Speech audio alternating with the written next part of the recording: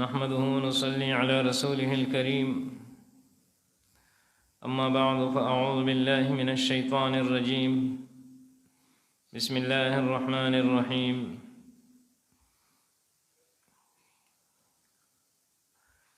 الزاني لا ينكح إلا زانية أو مشركة والزانية لا ينكحها إلا زان أو مشرك وحرم ذلك على المؤمنين.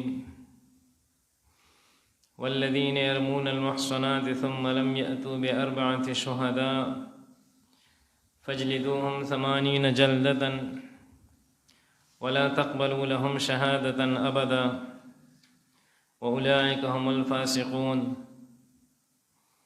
إلا الذين تابوا من بعد ذلك وأصلحوا فإن الله غفور رحيم. دا آیتنا مبارکہ دا تلسمی سپاری دا سورة النور آیت نمبر 3، 4 او 5 دی. پدی آیتنا مبارکہ کہ اللہ جل جلالہ دو احکام بیانی. پڑھنبی آیت مبارک کی دا زنا بارکی دریم نمبر حکم بیانی. دا زنا بارکی دو احکام پتیرو آیتنا مبارکو کی بیان شو. دریم نمبر حکم دا زنا بارکی بیانی گی او سلورم نمبر حکم دا غچا سزا بیانی گی سوچی چابانی تهمت اولگئی دا زنا او بیا پا دی خپل تهمت بانی دا دسر گواهان نی دا سی انسان پا دی خپل خبر کی دروغجن دے او دتا با دی جرم سزا حقا ملاویگی چی پا شریعت کی اتیا دوری وحل حقا دا سزا دا. دا دین مخ کی آیتونو کی دا خبر تیر شوا چی کلی و خضا و سڑے زناو کی العیاذ باللہ نو کدا شادی شدئی نو دا دی سزا حقا رجم دی سنگسارول دی او که غیر شادی شدئی نو سزای سلسل کوڑی دی. نبی علیہ السلام پخپل زمانہ کی غیر شادی شده سړی ته سل کوړی ورکړي دي او چې چا سره زنا کړي وه هغه شادي شده ښځه وه نو هغه یې رجم کړي سنګسار کړي ده. نن پړومبي آیت مبارک کې الله تعالی فرمایي چې الزاني لا ينکح الا زانیة، زناکار سړی لا ينکح د ده سره نه ښایږي چې نکاح وکړي. لا یلیق ان یتزوج العفیفة، د پاک دامنې بیبي سره د دې نکاح د ده سره مناسب نه ده. دی به نکاح کوي د زانیې سره یا مشرکې سره. زناکار سړی به نکاح کوي د زناکارې ښځې سره یا د مشرکې ښځې سره. نو د مشرکې ښځې سره خو نکاح په اسلام کې نه ده جایز. نو بعض مفسرین فرمایي چې دا د ابتدا زمانې حکم چې دا د زناکار سزا وه. زناکار سړي دام یو سزا وه چې دی به د پاک دامنې ښځې سره نکاح نه کوي بلکې زناکارې سره به نکاح کوي یا به د مشرکې سره کوي او دا حکم بیا منسوخ ګرځېدلی دی. او بعضې مفسرین فرمایي چې الزاني نه مراد الکافر الزاني دی. هغه زاني زناکار چې هغه کافر دی نو دی د نکاح نه کوي مګر د زناکارې ښځې یا د مشرکې ښځې سره. دا دویم جواب شو. او دریم جواب دا دی چې لا ینکحو نکاح په اصطلاحي معنی باندې نه د مراد چې کوم شریعت کې چاته نکاح وایي چې گواهان دې مقرر شي، ایجاب او قبول دې وشي او رخصتي دې وشي. نو دلته کې نکاح اصطلاحي معنی باندې نه ده بلکې نکاح دلته کې لغوي معنی د وطي په معنی باندې ده او مراد ته نه دلته کې زنا ده چې زناکار سړی چې زنا کوي نو هغه به د زناکارې ښځې سره کوي یا د مشرکې ښځې سره به کوي. والزانیة لا ينکحها الا زان او مشرک، او زناکار ښځه دا د نکاح نه کوي. دغه درې واړه جوابونه په دې ځای کې هم دي چې یا الزانیة لا ينکحها دا حکم منسوخ دی، یا الزانیة نه مراد زانیه کافره ده، یا لا ينکحها نه مراد نکاح لغوي ده. وحرم ذلك على المؤمنین، او حرم کړی شوي دغه زنا په مؤمنانو باندې. یا په مؤمنانو باندې دا حرام دي چې د زناکارې ښځې سره نکاح وکړي یا د مشرکې ښځې سره نکاح وکړي. دا دریم نمبر آیت مبارک و سلورم نمبر آیت کې الله تعالی فرمایي چې والذین يرمون المحصنات ثم لم يأتوا بأربعة شهداء، څوک چې په چا باندې د زنا تهمت لګوي، الزام پې لګوي، دی د ښه تحقیق وکړي د خپلې خبرې.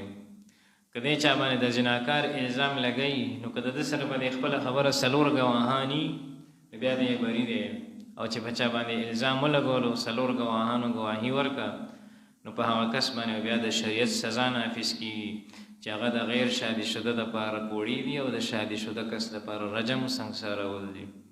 او که څوک چا باندې د زنا الزام او تهمت لګوي او په د خپله خبره باندې د سره ګواهان نشته نو بیا د غلی پاتې شي، او که بیا د الزام ولګولو ګواهان ورسره نشته نو شریعت کې به ده ته سزا میلاویږي، ده ته به سزا میلاویږي چې د سره په خپله خبره باندې ګواهان نشته.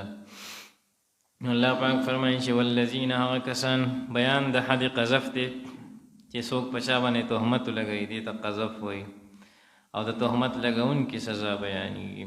ثم لم یأتوا بأربعة شهداء، بیا پیش نکي څلور ګواهان په دې خپله دعوه باندې، څلور ګواهان پیش نکي، ګواهان ورسره ني او په چا باندې الزام د زنا لګوي نو فجلدوهم، تاسو ووهئ دوی 80 جلدة، اتیا دوری اتیا کوړي د دې کس سزا ده چې چا په چا باندې الزام ولګولو د دروغو.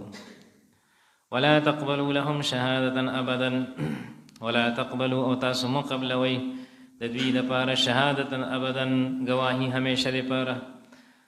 نو چې تهمت لګونکی دی او په هغه باندې حد قذف جاری کیږي، محدود فی القذف، د دوه سزاګانې دي، یو دا چې دی به اتیا کوړې وال خوري چا الزام لګولې د دروغو، او بل دا چې همیشه دپاره به د ده بیا ګواهي نه قبلېږي.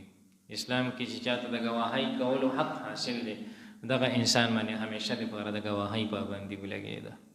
اولئک هم الفاسقون، او دغه خلق فاسقان دي، خارجون عن طاعت الله، د خدای د حکم نه خارج دي، د الله تعالی نافرمانه دي.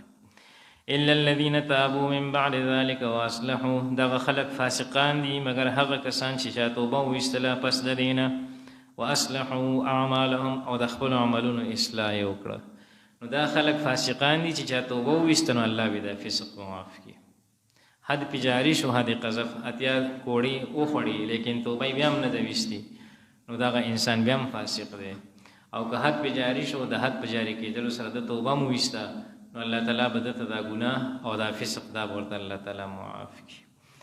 استثناء د اولئک هم الفاسقون دا د امام ابو حنیفه رحمت الله علیه او د سعید ابن جبیر او د ابراهیم النخعی او رحمت الله علیه او د حسن بصری رحمت الله علیه په نسبت الا الذين تابوا، د دې تعلق د اولئک هم الفاسقون سره دی، مستثنا منه اولئک هم الفاسقون دی چې دا خلق فاسقان دي که توبه یې وایستله نو دا فسق به ختم شي. او امام شافعي رحمت الله علیه فرمایي چې د دې الا الذين تابوا تعلق د لا تقبلوا لهم شهادة ابدا سره دی چې د دې ګواهي مه قبلوئ مګر که توبه یې وایستله نو بیا یې شهادت او ګواهي قبوله ده. او د امام ابو حنیفه او د دې نورو ائمه او احنافو په نسبانې دغه انسان تر ابده پورې د ګواهۍ ورکولو نه محرومه دی، همیشه دپاره د ده ګواه نه قبلېږي. په شریعت کې دی فاسق دی او د ده ګواهي نه قبلېږي، او که توبه یې وویسته نو صرف فسق به ختم شي او ګواهي به بیا هم نه قبلېږي. الا الذين تابوا من بعد ذلك واصلحوا، د دې استثناء تعلق د احنافو په نسبت اولئک هم الفاسقون سره دی. دا خلق فاسقان دي، د خدای د حکم نه اعراض کوونکي دي. الا الذين تابوا، مگر چې چا توبه وویستله من بعد ذلك، پس د دغه خپل فعل نه چې دروغ الزام په چا لګولی دی، توبه ویستله، واصلحوا او اصلاح یې وکړه د خپلو اعمالو، فان الله غفور رحیم، بېشکه الله تعالی بخونکی او مهربانه دی. سبحان ربک.